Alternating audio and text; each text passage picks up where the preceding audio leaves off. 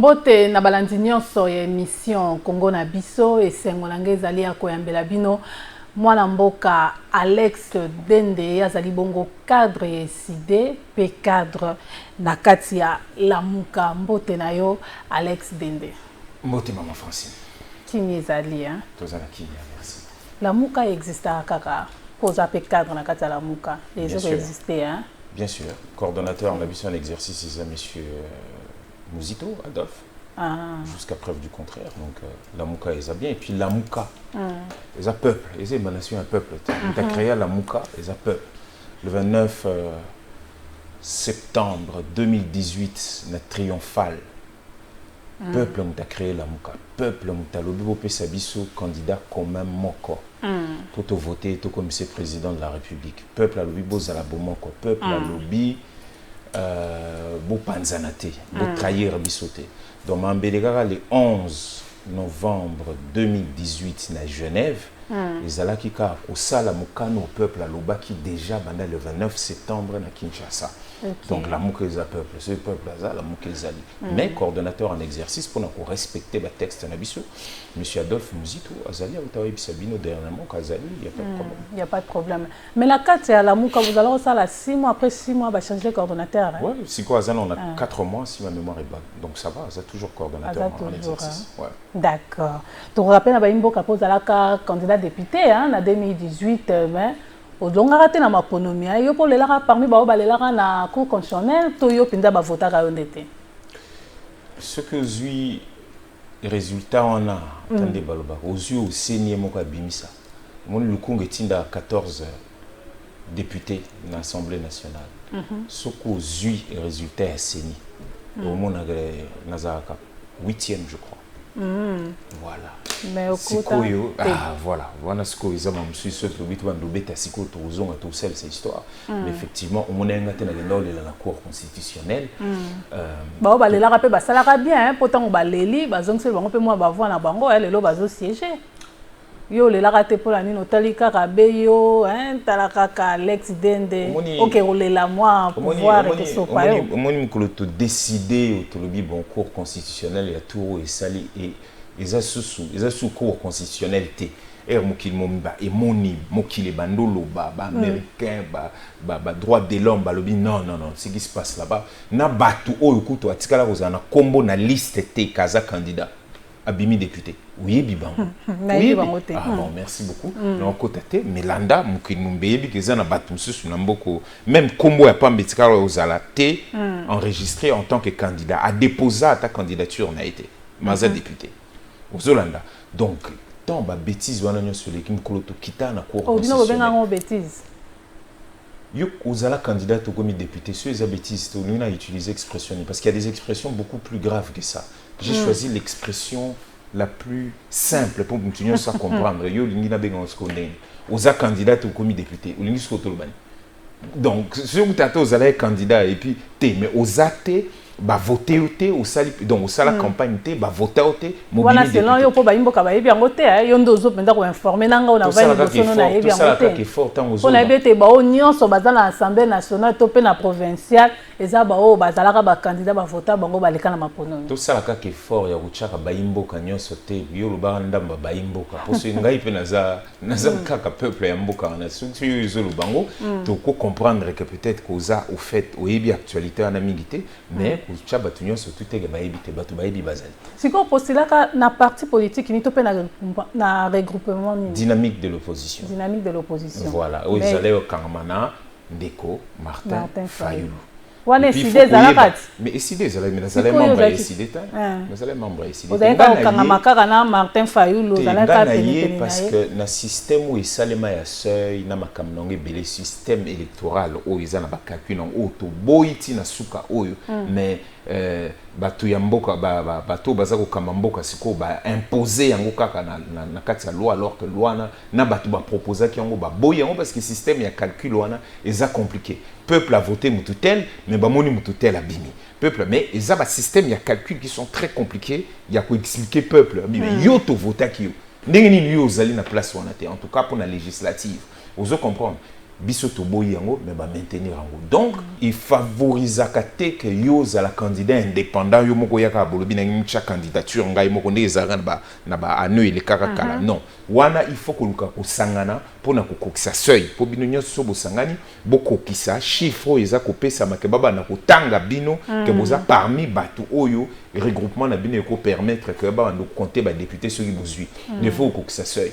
Alors na logique wana permettra ki na se présenter ngai moko toni. Mais tant que tu bandi makambo, tant que tu as eu décision le 30 juin 2015, tant que tu as eu décision à rouler kanama ponami, nazana Ouagadougou, tant que tu as eu décision ana. Tant que tu as eu na Kim, élection salemite en 2016 n'est qui prévu. Mais tant on a outil aussi cet album moko na Sénégal, album à Souko il fallait que bima na 2018 tant toyé, dès qu'on a biso azali dit pro Maurice a ébi histoire on a nyo so pour ça préparer ma munyo so pour lancer album, ou ébi biso tout ça. Il y a PDG Chabani Record. Chabani Record. Donc Congo a besoin qu'il n'a qu'une abîme. Les allées étaient les allées là pour tout ça battre nous va continuer mon qui mettons to ya comme on a la ran ndenge moko batunyo so bazaye ko se préparer pour album bima mais je me devais être conforme maintenant mambo na Lubaki le 30 juin 2015 na Ouagadougou na Burkina Faso que ceux qui pas na biso élection mon ani que Salmi ngana on s'est porté candidat et c'est ça que j'ai fait mettant to décider to se porter candidat tant to annoncer ba tout aux la candidat ba to el bosso to solo na bango oyo ba monaki importance na biso na poids na biso na masolo na ils a d'abord UDPS to baneno ko solo na UDPS to sala réunion menene na monsieur Jacquemin Ouazali responsable de l'élection côté on était déjà à peu près d'accord et le que kabola biso ça parce que biso to zena ba désidératé ala qui fixe. En tout cas, biso composante culturelle, artiste et tout, ngai ezala ados, bato nyonso bazala na biso n'époque wana ezala bandeko global, bato nyonso bazala koya na idée fixe d'abord ya makambu na biso pe ou ya composante na biso problème otoza na ngoti lelo bato nyonso baibi. Donc tolobi qu'il faut makambu wana ekota na programme ya mutakozala candidat na bango na présidence. Déjà à l'époque ezala ki monsieur Félix Tshisekedi, tolobi il faut makambu na biso ekota na kati ya buko ya ko présenter bato so bo voter ngai na comme président de la République non celle la binobo il faut ya culture nyonso peza na kati ayebisi biso pour wana il faut kota na bureau politique il faut fungola bino il faut boya bo na loba alobi ayebisi biso clairement que ezala moins compliqué modèle IDPS fonctionne ka ezala compliqué ba tia biso na kati poto me makambo wana quoi que mutu mota ko contester légitimité na biso na milieu wana biso bitolobi et on a après c'est 2 jours on a fait réflexion bazongira ken FC est né en ce qui me concerne c'est pas possible de venir avec vous parce que ceux qui tous eu moyen à kuchama comme la biso la quantité il est presque impossible donc vraiment pour continuer c'est la biso de continuer merci l'importance au PSA biso de tout ça là qui après on a tout l'excès sous presque semaine mbana ba katumbiste ba on peut bayaki ba yo mona biso te boya na biso po wana regroupement c'est lukarabato baza na lumière o baza capable ya royana ba voix o baza capable ya comme député mais surtout il y a ko salle en sorte que regroupement et comme un seuil donc tout cela bango nyonso peut te trouver compromis na suka vraiment na suka nde te okutana par exemple nande kumengi sénateur aibinga très bien aibi pas douce très bien albino netio na tempérament na yo Lexus nde na ebelio na marambo nyonso sous sala mutaku correspondre na sur ezali Ndeko Martin et puis à partir on a organisaki to kutana Ndeko Martin tant to kutani andimi que non to yé siko na kati ya regroupement où il y a élection o babengaki dynamique et opposition parce que on a andima ki to même makam na biso to tcha na programme na ye pas d'ailleurs ko kanisa pe que Rosalaka pe président de la République un jour azalaki ko kanisa pe election nini azalaki candidat net ba candidat nyonso kasi yango te akanisa ki yende muto kolonga na maponomi bongo mais chaque candidat kanisa ka ndenge voilà est-ce que boyebi ke yango loko na lobby yango andima ki mba makanisi na bino ekota na kati ya programme non iloko oyo andima ki makanisi kota c'est son ouverture d'esprit Bamsou Bazalé bloqué, la preuve, vous avez que la donne culturelle n'avance pas. Bamsou Bazalé bloqué sur Don One. Il y a comprenant qu'il y a importance à Mamoutozo, il y a sens, il y a combat à Bisso par rapport à Mamabona. Parce que qui dit la culture, mais malheureusement dit l'essence d'un pays. Zolanda culture et essence ya mboka marambe belé nungu toza nango ezopesa moko Kinshasa ba fête c'est l'équipe jouissance c'est l'équipe mais batu bazomona que est ezo sala boy pona nini batu bazana même esprit c'est la culture. Et ça parce que Batouba na bango ba kola na modèle na bango na ba jouissance na bango et n'ont pas eu le temps d'être cimentés. Après autour le basco azwa pété. Yo me définir qu'azwa pété parce que nazo lobat. Voilà. Yo me définir. Moi biso ke benga kai. Biso benga kai président élu. Kasi bozo pesa e pasit. Il faut que honorable Martin Fayulu parce qu'il a député. Président élu comment? Ce qui est élu, il y a un fan d'abena qui tient à condamner. Yo sur kabat musu benga bat musu président élu et zarabana. Babara président. Oui point benga élu on comprendre raté. Élu on a passé. Élu on est où parce que c'est la vérité des urnes au Yibama. Au moins l'élection à l'élo, l'élection au Izalaka en 2018. On ne peut pas parler même de fraude. Parce que fraude des arts en 2011, tout le monde a compris qu'il est que fraude des alaka moni bazo passe là-bas papier té oh ils a fabrication et résultat au moni tilelo tous a seul mboka na mokili au seni akoka ko bimisa ba résultat o yé à proclamer akoka ko prouver en moté tilelo basé la babi bon ce to kota na classe ngana ndé tous alors ça zela na loba so ozana contraire à mamna loba oyebisi ngai au moins so koti na classe ba yebisi dende aza premier a na 60%. Yo ba tio balobi oza ceux troisième ceux cinquième oza na 52%. Mais ndenge oyebelinga na classe oui mais ngai kamputu na koki jamais kozala na 52% par exemple. Mais et là il ne peut prouver qu'on a 52%. Na bulletin ba kokoma ba otchela au français autant. Calcul mental, calcul écrit. Ozo comprendre ba tché anglais ba tché lo ba matière nyonso. Comme ça, oza même la possibilité que noter la prof le prof. Jour que tu te si ça examen. Oyebisanga que na 18 sur 20. Donc oyebisanga ngokuta. Ndeni a ebimi 2. Prof akota non, c'est pas possible.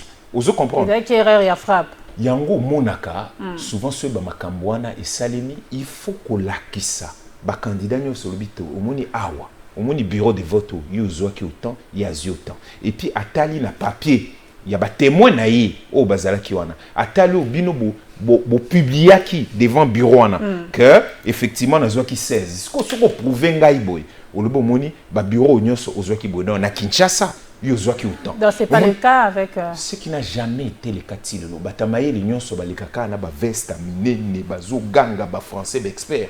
Mutumoko akura ko prouver mam tozolo bana azalité par contre boyoka ki o église catholique alobaki tina suka boyoka ki na yo Alex Bende moto azalaki na maponominde président na Martin Fayulu. Donc est-ce que yoka biso to wanga nango depuis kala. Pona yo te pona ngate. Mais pona ba peuple pona ba congolais ba ebi ete mokonzi a gagné ki na maponominde Félix Tshisekedi. Poto zala malamu ngana yo. Poto sala bo.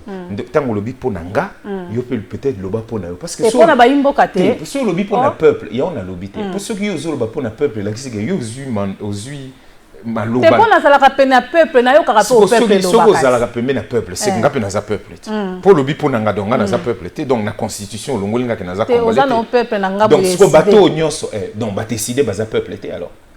Dieu suppose aux peuples aux autres na ngambo nini pour le peuple congolais mais le colo na parti na yo na président na yo oyo komisaka président de la république yango yo kondima peuple te kondima pe nga na zolo baté à comprendre ce que yo comme ubenganga ka erreur c'est décider ce qui n'est pas mauvais c'est solo mais mais oui tout simplement c'est que comment c'est pelanding ou comment l'accès c'est que tendance na nature na yo kozali mutuya parti wana à partir à wana na kalanga mbote na église au milieu du village on obligé aux allants partir yango na ministre na on a lobby on a obligé que aux allants carte te aux allants sympathisant on est membre sympathisant de baran na ba carte ka yango aux allants biso pour aux allants lobby du peuple et puis lobby te yo za mutu ya décider donc biso to za peuple te c'est quoi bato bazolanda biso ba télé donc bato batonda kanyoso na banzela bato tant tozotam tant mokil mo batozo ke ozomona ti lelo na 2022 touti na ex-province Équateur nyonso de utoza uto moni biso na banda ko moni biso na chapa o moni biso na Kisangani bato wana nyonso pona yo bazana bango ka peuple décider donc bango bazo compter te o bazo compter na uto yebisa aussi comme ba preuve ba pesa ba toto ba lobi oazu 35 oazu 20 oazu azweli yango ndenge nini ti lelo ba provana eloko ba ndongwana na Kenya ngwana moni na Kenya bazo ndongwana mais au moins ba kola kisa ba habiter au moins kiti bureau de vote oyo bato bakota ki 100 ba vota ki muto autant ba voter Raila autant ba voter Ruto autant bazo la kisat et puis ba preuve na mutazo collecter ce ko e ba que nous ngana peut-être la Cour suprême na bango et puis ba olobana oya biso c'est quoi ce qui va tourner au président de la République qui combonne za la rana na mona confrère na moko alobango moi souvent ndekonao comment il s'appelle ndekona biso à sala tikotak émission na Kouzoa je crois que ça doit être Francis quelque chose, mais il va m'excuser, son nom va revenir. À une émission, il y a Tikotak, et j'aime bien ce qu'il fait. En tout cas, on a pu essayer de monter place à Zali. Alors, Ndeko France, voilà. Voilà, il s'appelle France. Il est à tout le chaque fois. Bon, ce va tout le président de la République comme on est. Mais moi, je suis très à l'aise à dire ça. Bon, toi, ça, président de la République, Siko, na bilan, na union sur la médiocrité, na c'est ça. Et ça, Ndeko, Félix, Tshisekedi. On a fait la médiocrité, Nicolo. Monsieur et madame, mais sont aux président de la République. Aux président parce que peuple a tué wana pour ça. Peuple votaillé. Maman, na lobby. Ton votaillé, peuple votaillé. Na c'est en vous la peuple a lobby. Na ba bureau de vote to banda koyo kaka ba eko. Bo voter nani? Félix Tshisekedi. Mwana mboka congolais. Banda yo kango te. Ah yo mo chesu mwana mboka congolais donc bino to bozo ba bozo kate bon to zonge la mwa. Bébé tene lo ba maka. Izela na ibisa. To voter to ko mwana mboka. O ka ngo te. C'est là qui porte-parole là aux Osala. C'est quoi comme porte-parole? Non. Maman, mais c'est là. Nazo rappelé au 42 koyo kana ba bureau de vote. Bo voter nani candidat. Kasi, vous avez rappelé candidat député. Mais c'est candidat. Donc, tant que vous rappelez nga mamunayebi, vous avez montré que yo Osala qui porte-parole ya groupe. Donc, au monde na cadre o nga na yebeli, o mukile yebeli, o pona boyo ko tcha peuple nyo se faut to tche peuple yo zolo banata msusu za ya mboka msusu mais o tezolo bela siko, o tezolo bela siko. Tamso yebite na rappeler hormis église catholique ou elobaki. Ba vandiscipena cardinal Mbongo ba tourner ba est-ce que le logo ba pour na bino na gagner élection aloba ya mon mission mokili yo que nous yebisa pe mambolo bien un problème ezalité na question où tout na lelo en tant que porte-parole et autres la question où tout ni wana so tout ngolo binana za président de la République na biso Ndeko Félix non lobanini Ndeko Félix mtaza président de la République yango na tozomona bunagana lelo tozolo basue le côté 2 mois commune commune rurale Minembwe tozoye ba sous sort ya Minembwe te eza Ndeko Félix tozali komona 5 millions ya déplacés internes au point où HCR azoko kalsusu ko sa budget ya ko s'occuper na ba congolais te na lobby bien au delà makambo tout bozomona ba fête makambo eza bien automatique ba salaire plus de 5 millions de congolais baza ba déplacés internes na mboka na bango y a rien à manger mokili yoko kopé c'est la submission mbongo te babi bino bozolo ba mbongo ezate ya ko s'occuper bozolo ba sali ba chiffre minene wana kati ya ba réserve ya change na kati ya banque bolobi ya mbongo ezali belé batu na bino ba ko kolia te ezo sale mak espace kasa ezali ko se vider chaque congolais a na droit ko kene partout alingi na mboka pour eza mboka na ye mais so batu bazolongwa parce que nzaleleki na assure botala ki bande kona Israël batu bakenda ba mena ba enquête balobi moyen ezali lisusu te nyonso wana eza natif ya muto azali kosala musala wa lobi azali kosala siko. Moi je ne suis pas dans ça. Soko tuninga qui est le président élu na webisa ogezali Ndeko Alex Dende na likambo etali nano guerre ya est. Bitumbo eza na est ozomona ke bandeko na biso bandeko na yo bazokufa butumo. Est-ce que bino bokozalaka wana kolanda na ba divergence politique na bino to il faut bopesa mwa makanisi. Bo vandi be na kiti pona ko critiquer po bino bozana na kati opposition. To bokoya na makanisi bino bokoyi kopesa na landaka ndeko Martin Fayulu aza président ya lobaki était soki azalaki président de la République ayangaka sisa bitumba na este na moyen nini na mécanisme ni na connaissance ni aza nango pona nini te idée oyo aza nango na kosolonga mokonza mboka pona aussi ça peut guerre à este c'est quoi bando comprendre pona nini to benga ke président élu mais c'est là tout idée comme ça c'est na comprendre te aza penza congolais koza na makanisi député honorable Martin Fayulu ko pesa be makanisi na ye pona makambo etali este peu importe au koloba politiko ndako komolo bolobi boza na makanisi ya kopesa ilaxike batu bazosala bongo esuki très bien mais yo pe ngoko te rappelle ndako bongo ko suka pe mère pa ya batiseli yo est-ce que ka bongo merci ndemo ndimi ke bongo esuki to ça pas tout moi tango lobi bongo esuki esengo na biso yangwana yo otolo bolobi toza na guerre ngana olinga kutolo basu guerre na est te to na guerre na Congo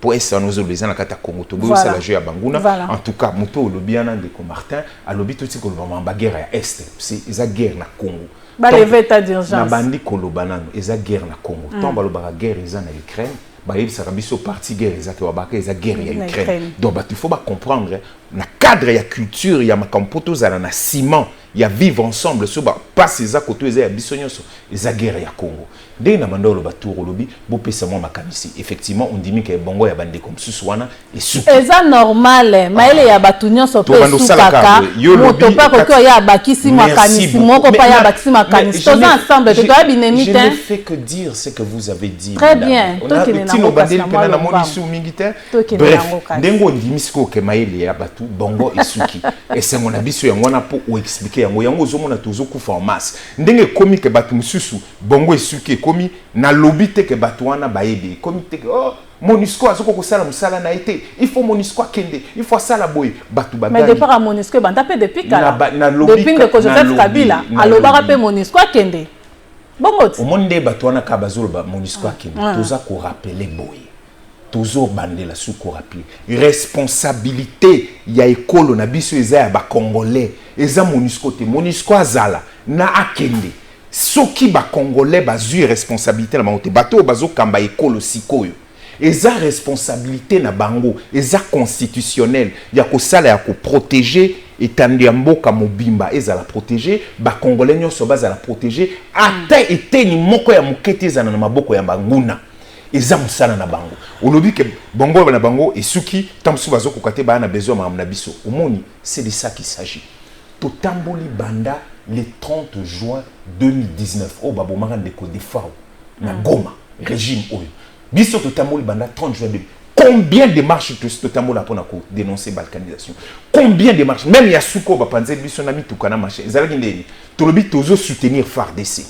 bo pesa FARDC makoki abunda bitumba o botika makambia o EAC o ba troupe ya boye o boye biso moko nde toza na responsabilité na bango non on n'entend pas ça on n'entend pas la seule chose qu'on attend oh mutunyo sa yoki na Congo ezani ah ba répondre maman Marie tu dis oh non mais c'est pas possible donc mamunyo so tozolo ba awa tolobi consensus tolobi consensus pour la makambi élection to vanda to solo là to yeba makambi ya cour constitutionnelle to yeba makambi ya loi électorale to yeba makambi ya seni po epesa ke to ke na maponomi ya malamu ke ya tour oyo oya poli soki biso to poli tolobi to poli soki ndeko Félix a gagné tolobi a gagné soki ndeko Katumba ozala candidat peu importe mais oya ko gagner à tour azongisa Congo na mulongo parce que problème on toza na ngozo na mulongo te mais maman sur Congo ezali na mulongo kasi to koza na bembroglio ya boy yo vandi oyo kinde komboso alobi ah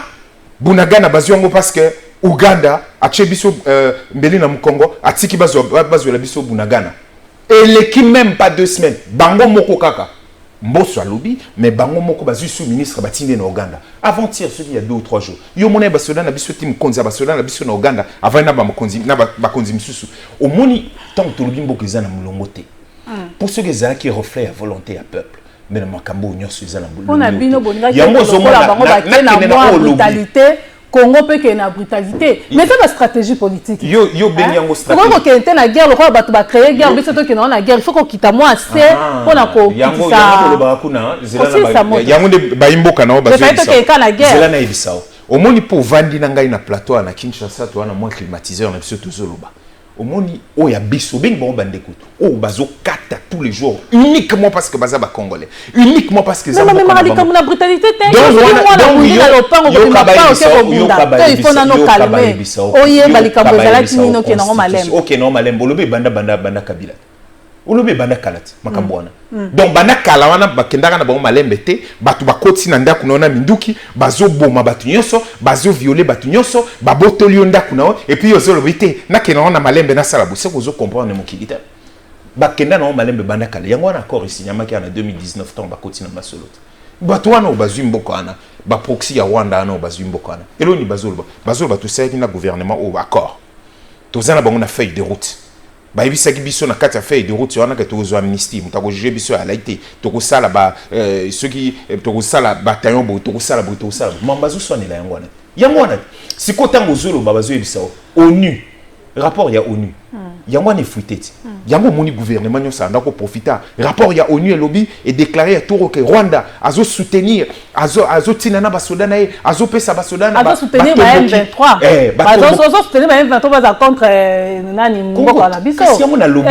mais espère wana ya loni basali musala na bango basali ko conclusion ezali mais kala Rwanda tayi ko bata manasima ya avant pour de expert na régime Kabila au monete que na régime Félix quand même ko bimisi bango na poisa avant coup de expert on a baloba totambola combien de fois pour nous donc quand expert à lobby non dimi biso to loba combien de fois que ça Rwanda docteur Mukwege gazo bunda tous les jours autozomo na monezani rapport mapping ba payo bazali ka attaquer biso ba mukimo mbebi bango ezali ka gouvernement da ibaite ba batama mukili yo pour réagir selon ma baloba tozali yo kanaïbi donc yo selon mais il faut pas bien ba expert ba basali yo selon ba imboka mais batu baza ba imboka te. C'est ça que vous me dites. Quand on lobby aux apporte-parole là, ce qu'on lobby ba imboka. Ce qui battu lobby zali batu au commission sous ba on a réagir selon batute. Maman, na chaque dossier faut qu'on se renseigner dans la profondeur là-bas.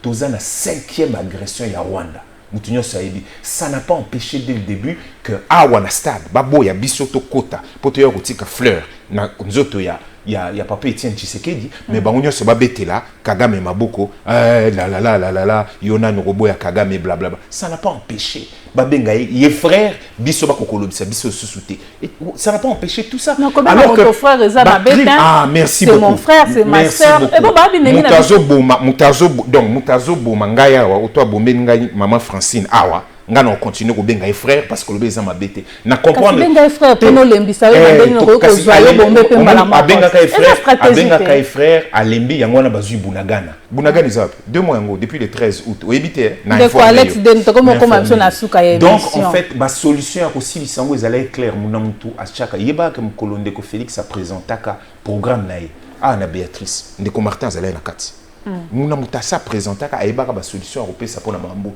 tangu tozolo bayango que ceux qui ont un pouvoir mbele makambo eza sous le loté on le dit et on l'assume zela to koma o mona so mambo eza sous ndenge moko to komi na suka sikoyo to lobe na ndeko Martin Fayulu azo siéger to atie sous suppléant mususu na assemblée nationale azo tia suppléant mususu élection est-ce que ça siéger qui déjà ça siéger Te ataka suppléante. Alors, Moutouassa Zala. Te ataka suppléante. Mais Moutouassa Zala. Te asonam la maman. Oui. Asa les sous. Et alors, mais il y a des dispositions. Il y a des dispositions Zalaka. Moutouassa soit Zali parce que pour la biso. Yo kapona biso. Mais bino ba opozana yo ata contre cour constitutionnel. Comment continuer ta à la députée? Ce qui a été contre cour constitutionnelle, bon moi était cour constitutionnelle, c'est qui m'a la même cour constitutionnelle on est au même parce que nous respectons, nous sommes des légalistes. Au monde Tekendeko Martin a Sengiba libéré, Kabunda a Sengiba libéré, Jimmy Kitenge, est-ce que baza batu toza kana bango toza lolenge, toza côté mort. Wana nyo so batu na bino. En tout cas ndeko Kabunda batu na bino. Yo bino naza wa. Te oza ba imboka o baloba contre sidé. Bon alors ce que aroloba ba défendre Kabunda pour moi te Kabunda ida na ngamba opposition. Bongo ndeko Jimmy pe aza. Kasi bino bino bloc patriotique te. O lobi biso. Bino na kata bloc te. Zela na ibiso. O lobi biso na biso. Pour défendre Jimmy Kitenge. Zela na ibiso. Zela na ibiso mususu. To sepeli. Bloc patriotique. Outa wamona Union Sacrée Mobimbe Vandi ezolela. Bango de bana masoloti. Bazolela basaka attaquer biso guerre. Et pourtant bango de bana mboka. Soko che image Union Sacrée banda olela wana. Image otoleka. Olongol kala ndeko Bemba. Peut-être na ndeko Kabuya Augustin. Batunyo sobatika bakabiliste. Yebsanga mutana kati ya kabiliste. Ozui oche banana ndeko mende batu tout batonda ko bazolela ke bazaka attaquer biso et pourtant bango de bana décision ya ko pesa armée makoki ya ko bundisa bitumbo bazolela. Na TV to ebite bazaka ko lelela nani pour bango de baza ba ministre bango de baza na parlement bango de baza na sénat nyonso eza bango de baza na présidence mais bozo lelela nani na télévision donc eza pona l'action que combat ya ndeko Martin non seulement ils impersonnel ba monument azozwa biso ezali boy yokato ebisa biso ezali ba monument azozwa olobi ba monument yokana rappel no bana no pété mais yokana rappel o te madame oko rappeler to ba kaka na azozwa yoka sikonde to ki ndeko Eliezer alobi que ndeko Kabunda ndozwa $120,000 donc tout le bapesco que ndeko Mbata ou a remplacé ndeko Kabunda zozwa $120,000 na lobby tout le bateau supposé parce que wabi salaire au ndeko Eliezer alobi ndeko Kabunda ndozwa siko ndeko Mbosa zwa combien ndeko Félix Yemoko zwa combien ndeko Bahati zwa combien Premier ministre a zoa combien? Yango tunga to comprendre. Tant bolba des monuments. Beaucoup caropé c'est biso ba chiffre té pour na nini pour ba chiffre na et des peuples à comprendre. Pour lobby mamba salaire, to continue mamba salaire. Alex Dende to komi na suka. To ba lobby ke ba matisi ba salaire. Biso tunga to ba tension salariale. Moni écart ezalaka entre salaire muke na ya munene. Toyeba o bazolo bana eza ba salaire ya $100 azo komi na $150 ou to ba salaire ya ba 120 000 na ba 200 000. Oloba ke loro moko awa ke mo konza moko à répondre maman nani maman Marie mais bino na kati yeside bozwa maman Marie wana bato ba te kazaki yeside yo ba bato nyonso yeside yo bino bo ana yebi bato yeside ko mais maman Marie na tika ko bete na yeside bino bo travailler mère wana ti bobimisi akoma ti na niveau ya kofinga est-ce que na mboka na biso il faut tout ça la politique ya mafinga. Merci il faut tout ça la politique. Donc en fait Ozoye Bisangai clairement au lobby ndeko Jules Azali Banda et qu'a continué ko sala émission de Jules Mounieri a continué ko finga et qu'en fait azo représenté Oyo UDPS et Zolo Babana Kala ma finga. Ndeko Jules Moninga finga Moninga finga te a sala ka be critique. Il y a solo hein. Bon critique na ma finga na insulte ndenge moko. Bon merci. Mais bilo ko travailler maman Marie. Vraiment to c'est pas na niveau ya ko finga la première dame. Na ko rappeler makambo a te po eza moi bosoto. En tout cas tokotuna maman. Bobete na ngope maboko. Tokotuna makambo ndeko Jules après tokotala ka soki vraiment maman comment elle était tokotala ka o ya lobby nyonso o aloba. Maman Marie. Non nazo lo bandeko Jules. O lelo yo o lobby atikala ko finga te. Kasi azo salaka ba critique. Merci beaucoup. Là sur batu o balandi nyonso. Basi na hebi kasi. Basi peli musala o yo sali ya qui porte parole là na ngo défendre. Merci beaucoup. Te kolana nonga été. Landaka maloba na zolo ba vraiment. Olobi maman Marie. Et loko tozo dénoncer ya maman Marie. Ezaka maman ya 69 ans. Ba enlever à 3 heures du matin, on tourne sa talaki, les vénons de maman Marie, séquestré parce que pendant des heures, mon besoin est batté, place ni les militants. Il y a un enlèvement. Il y a un enlèvement. Na régime ya Kabila. Tu dis que il y a des bateaux qui ont enlevé Bango. Na régime n'a bien un cycle. Il y a place Bakenda. Bouti ka ko benga enlèvement. Et là qui na nous bazwa ki maman wana.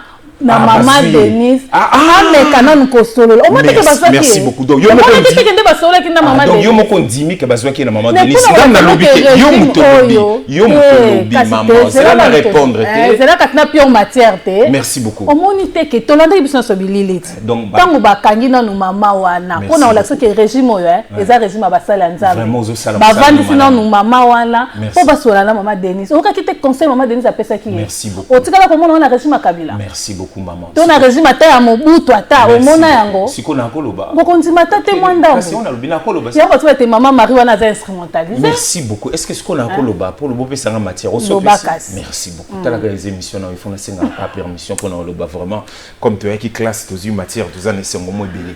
Alors to bando ebisao enlèvement. Eza celui boyo ko zo mutu. Bopesi papier boyo zoate. Boyo bi place boyo zoye na 3 heures du matin.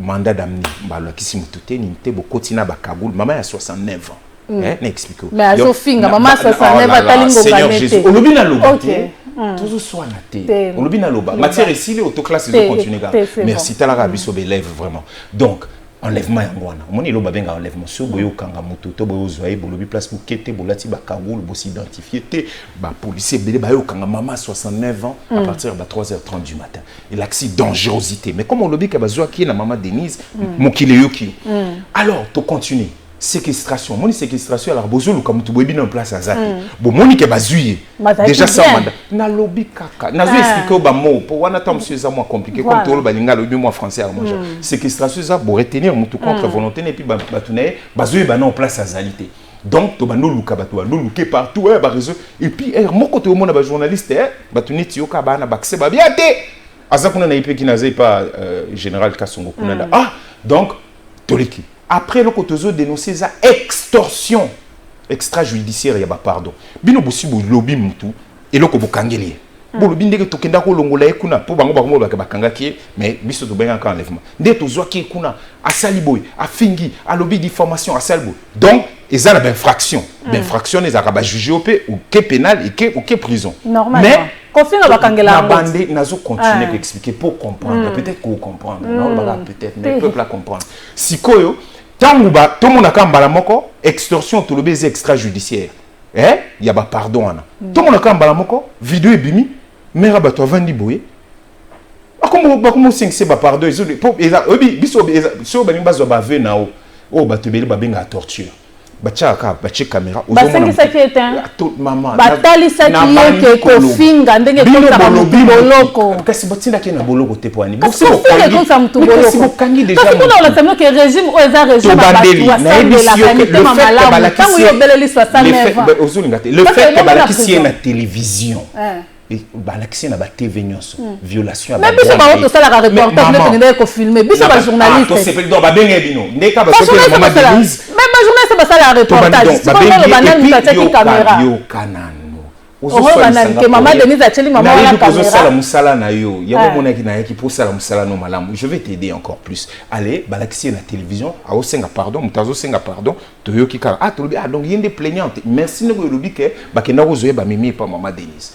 Et les qui ont calamité effectivement puis au moins la deuxième vidéo monsieur na maman Denise na Bible et là il est que la biso et là il est que la biso ce qu'on a wana nyonso ezali mais moi na liboso pe na rosa pas maman Denise pe maman na biso nyonso et là il fallait que les la biso ezame moto lo basala ba critique wana to quand c'est que maman Denise comme azali maman na biso nyonso il faut maintenant que ça mona na liboso banana liboso ya UDPS so ba finga ka ba boyiki soni pona bino boninga kete ba bomba maman Marina Makala po bo critiquer lisusu régime to pe bo finga lisusu Makala na bino bokokina nous te déjà ko bomba batu ba iba ba mbonga ba 100 jours bato ba lobby ke ba osala coup d'état buzuko ka ko bomba bango na kata Makala te kande bo lobby ke Makala ifungwa mpona bato bazoloba nde to banga to na ba militants ici na kati on a 5 militants sur na kati ya prison tilelo bata 100 jours babimi batu ya coup d'état cerveau à coup d'état babimi mais batuna biso parce que ça maladie ndeko François Béa azu liberté provisoire on a besoin na obi ya biso ba malade ba biso ya biso tala ya biso coup d'état kututé ya biso coup d'état kututé mais baza la prison merci beaucoup à 4 ans de prison merci beaucoup 2 à 4 ans de prison merci beaucoup Alex Dende merci maman sali musala na malamu problème réalité vraiment bon monite bata régime abundi moi trop merci na ndengo répondre à une invitation ko aider naza penza église au milieu du village église ezaki to ko mingi église naza ka be journaliste na lobelaka oyo il faut ya ko lobela vraiment église ezamba na ko rappeler na ba imboka keto yambela kibino Alex Dende azali cadre ya kati ya SD pe azape cadre na kati ya Lamuka rediffusion samedi 9h juste pe na chaîne na bino YouTube Kamputu TV ngala bino tokutani ko ezali koya botika la malamu